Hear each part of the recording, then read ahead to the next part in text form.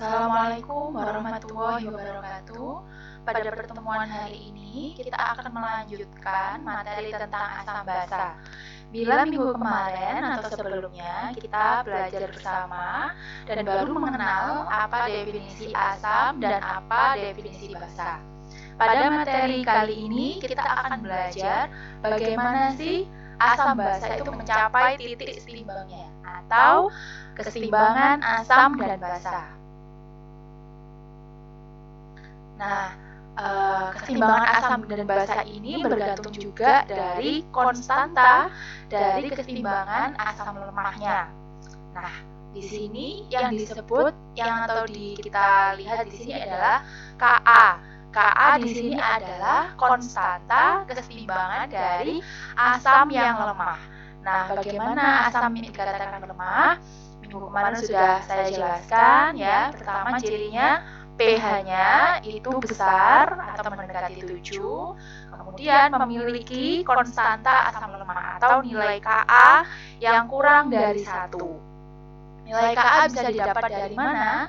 Di sini kita bisa lihat apabila ada asam yang terurai dengan H2O, kemudian dia akan terurai menjadi H3O plus amin ya. Maka nilai Ka-nya adalah hasil produk perkalian dari konsentrasi produk yaitu H3O+ dan amin ya, dikalikan konsentrasinya dibagi dengan konsentrasi awal mula dari asam lemah tersebut.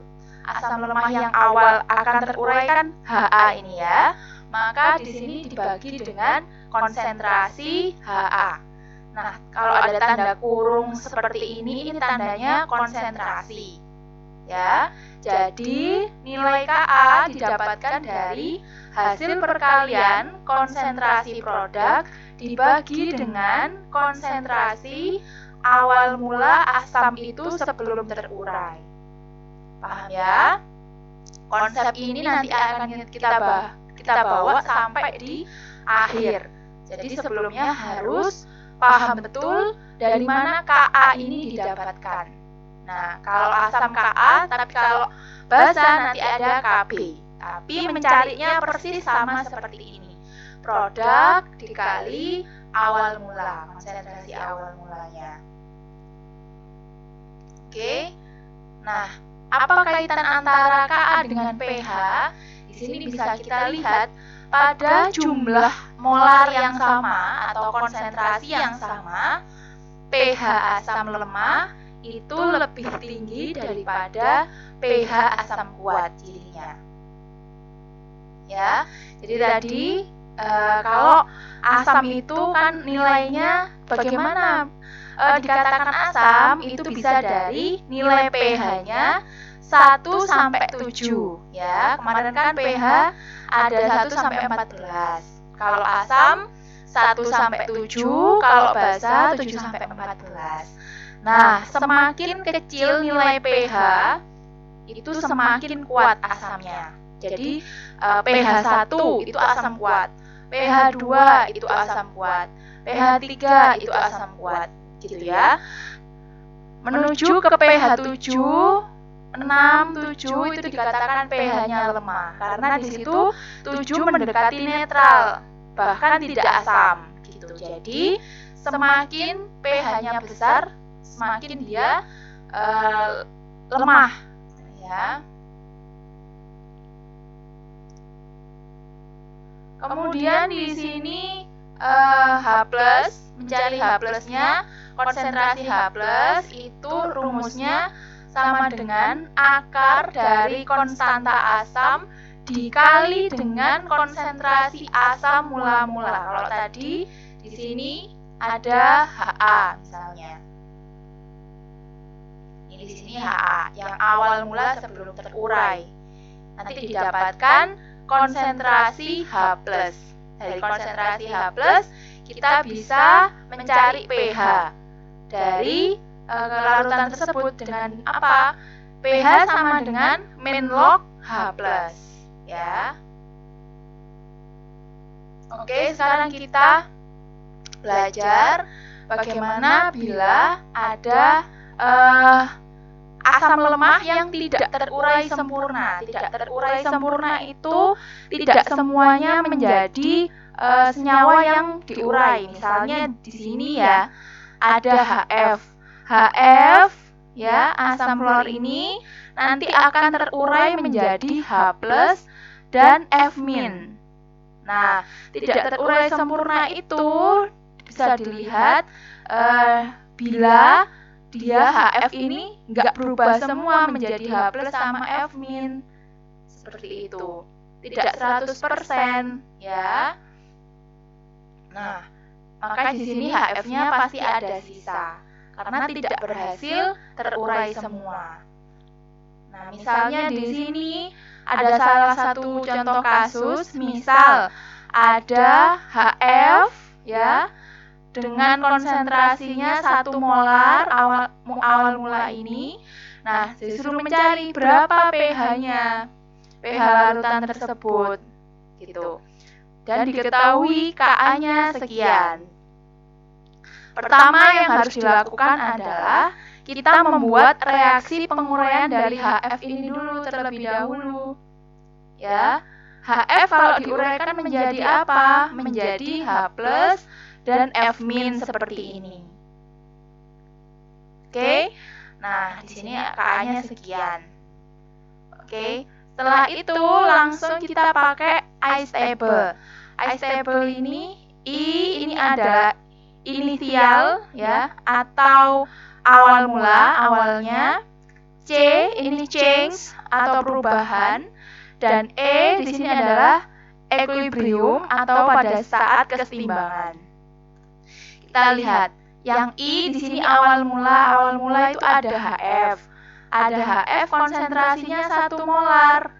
Sebelum terurai ini ceritanya ya. Belum terurai awal mula ada HF. Nah, berarti kalau awal mula belum terurai berarti belum terbentuk H+ sama F kan, sehingga di sini konsentrasinya masih 0. Nah, kemudian di sini change pada saat bereaksi, pada saat terurai, maka dia akan terurai. Terurainya seberapa? Misalkan di sini terurai sebesar X. Ya. Maka HF-nya kan terurai. Kalau terurai kan dia akan berkurang nih produknya. Ya, sehingga dia akan berkurang min X. Nah, kalau sudah terurai berarti H+ sama F-nya sudah terbentuk. Berarti bertambah jumlahnya. Sehingga berapa jumlahnya? Ya tadi kalau di sini berkurang X, ya misalkan berkurang sebesar X, maka di sini terbentuknya juga sebesar X, maka plus X gitu ya. Di sini juga plus X, nggak tahu berapa misalnya, ini akan kita cari. Nah, sudah terurai. Kalau sudah berhenti reaksinya berarti sudah stabil, sudah seimbang. Nah, stabil seimbangnya pada saat kapan? Kita misalkan lagi. Misalkan di sini keseimbangannya kita dapatkan akhirnya awal mula HF-nya kan awalnya 1 nih. 1 dikurangi X yang berubah tadi, sebesar yang berubah tadi. Ya, yang terurai. Kemudian di sini HF-nya yang hanya yang terbentuk produknya di sini kan yang terbentuk H sama F. Seimbang sebesar berapa? Sebesar X, karena di sini sudah dikurangi X. Ya, F-nya juga sudah ketemu. Ini pada saat keseimbangannya ya. Kemudian bisa kita misalkan di sini. Misal HF-nya 1 min X ya. Karena X ini dianggap kecil, maka kita bisa misalkan HF ini sama dengan 1. Tinggal kita masukkan di sini rumus Ka sama dengan X kuadrat min 1 min X gitu ya. X kuadrat dari mana? Dari ini ya, dari H dikali F. produknya, perkalian konsentrasi produk. X dikali X ya. X konsentrasi dari H, X dari konsentrasi yang F. Sehingga X dikali X sama dengan X kuadrat. Dibagi per konsentrasi awal mula asam. Asamnya tadi awal mula kan HF sebelum terurai. Nah, konsentrasinya 1 min X. Nah, karena X ini kecil ya, maka dianggap 1. Jadi tinggal dimasukkan saja. Ka sama dengan X kuadrat per 1. Sehingga bisa kita lihat nilai Ka-nya ketemu sama dengan Ka-nya dimasukkan, maksud saya Ka-nya dimasukkan 7,210 pangkat min 4 sama dengan X kuadrat. Sehingga bila diakar, X-nya adalah 0,00268. Nah, di sini 268 nilai sekian ini, nilai dari X ini adalah nilai konsentrasi besarnya H plus dan F min yang X ini tadi yang berhasil terbentuk dari hasil penguraian HF. Paham ya sampai sini? Sehingga bila H plusnya sudah ketemu sekian, ketemu deh cara nyari pH-nya adalah pH sama dengan min log konsentrasi H plus. Sehingga pH bila pakai kalkulator langsung dimasukkan saja min log dari nilai yang sudah didapatkan X ini tadi ya. Kemudian didapatkan pH-nya 2,57. Jadi HF ini pada saat konsentrasinya 1 molar, dia pH-nya 2,57. Seperti itu caranya.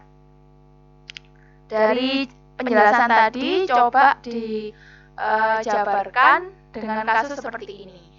Bila ada larutan 0,1 molar HOCl, diketahui Ka-nya sekian, berapa pH-nya? Nah, runtutan mengerjakannya seperti yang saya jelaskan sebelumnya. Pertama, HOCl dibuat reaksi penguraiannya terlebih dahulu sehingga didapatkan H+ ya. Kemudian dibuat tabel ICE-nya, ICE. Kemudian dihitung Ka-nya berapa, ketemu X-nya berapa, baru nanti ketemu pH-nya. Silahkan dikerjakan dengan cara yang sama. Nah, kemudian bagaimana prosentase terdisosiasinya ya? Prosentase terdisosiasi itu yang dimaksud adalah berapa sih besarnya yang bisa terurai gitu kan, karena gara-gara tadi tidak terurai sempurna atau tidak berubah 100%, maka harus perlu dicari tahu berapa persen ini yang berubah gitu kan. Sehingga untuk mencarinya di sini adalah konsentrasi yang terurai tadi berapa ya, yang terurai tadi kan X itu tadi ya 0,0268 misalnya molar, dibagi konsentrasi zat semula 1 molar kalau kasus yang HF ini tadi gitu, dikali 100%, sehingga nanti didapatkan berapa persen dari perubahan yang HF yang tadi. Nah, kalau yang ini kita coba menghitung bila ada kasus seperti ini.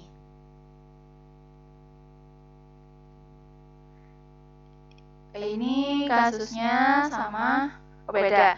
Ini coba dihitung lagi ya, caranya persis kayak yang HF tadi.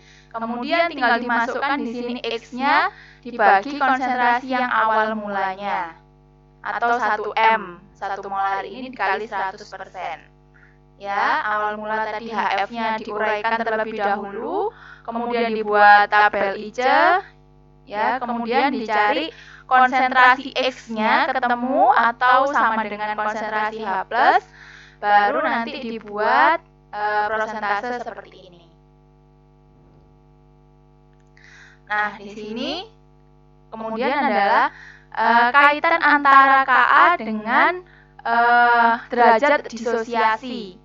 Di sini bisa kita lihat bahwa derajat disosiasi itu sama dengan akar Ka atau konsentrasi asam, konstanta asam maksud saya, dibagi konsentrasi awal asam. Ya, konstanta asam dibagi dengan konsentrasi awal. Kemudian ini ada salah satu contohnya. Hitung persen disosiasi asam HF atau Ka sekian pada larutan dengan konsentrasi 0,1 molar. Pertama, sama caranya dipakai seperti ini dulu, tabel IC-nya dimasukkan dulu. Pertama, membuat reaksi teruraian dulu. Reaksi penguraian HF menjadi H+ plus F min. Ya, konsentrasi awal mula dimasukkan 1,00, kemudian di sini dimasukkan min X plus X perubahannya sekian, dan pada saat keseimbangan berapa. Kalau di sini dia konsentrasi awal mulanya 0,1 molar, tinggal dimasukkan, berarti keseimbangannya terjadi itu 0,1 molar dikurangi X yang berubah, konsentrasinya berapa di sini, sehingga H sama F-nya konsentrasinya XX ya. Ketemu nanti X-nya sekian molar. Nah, tinggal dicari persen disosiasi adalah ini ya. Persen disosiasi yang berubah tadi X ini ya dibagi konsentrasi awal mulanya yaitu 0,1. Nah, kemudian tinggal dikali 100%. Hasilnya 1,3%. Jadi konsentrasi asam, persen disosiasi atau persen penguraian dari asam HF ini pada kasus yang ini, bila konsentrasi awal mulanya 0,1 molar, maka dia akan terurai mencapai seimbangannya itu hanya sebesar 1,3 kali 10 pangkat min 3 molar saja. Nggak sampai 0,1 ya, nggak sampai 100%. Sehingga di sini dihitung persen penguraiannya yang berhasil terurai, yang berhasil bereaksi itu hanya sebesar 1,3%. Seperti itu. Untuk basa lemah sama persis ya kasusnya, mencari Kb, di sini produknya, konsentrasi produk dibagi dengan konsentrasi basa lemah awal. Nih yang basa yang belum terurai. Nah, kasusnya kalau Kb atau konstanta keseimbangan pada basa lemah itu nilainya pasti kurang dari 1 dan pH-nya itu 7 sampai 12 atau 14 ya.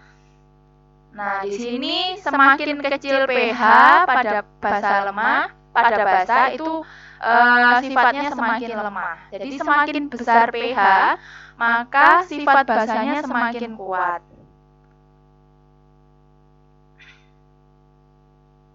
Ini sama seperti tadi ya.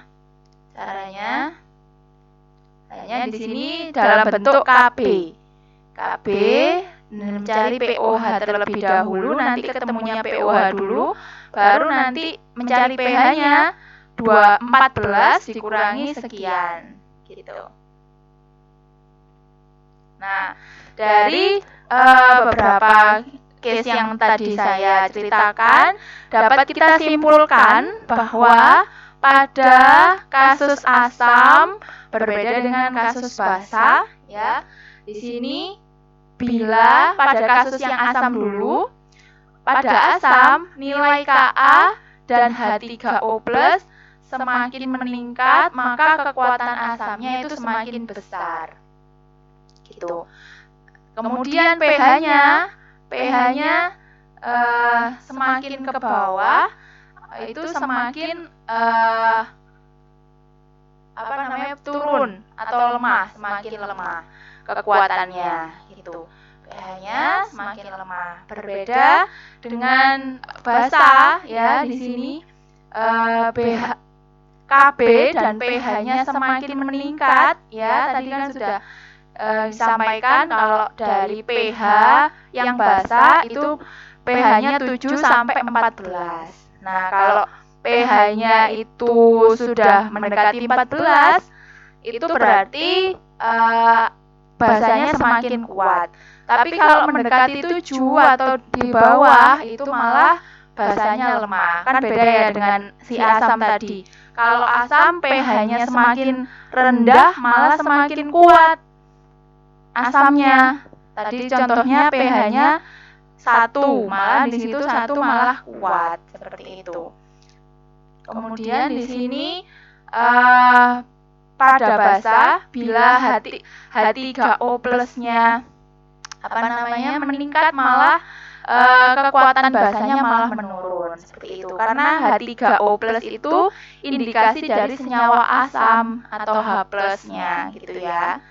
Ini perbedaan dari asam dan basa.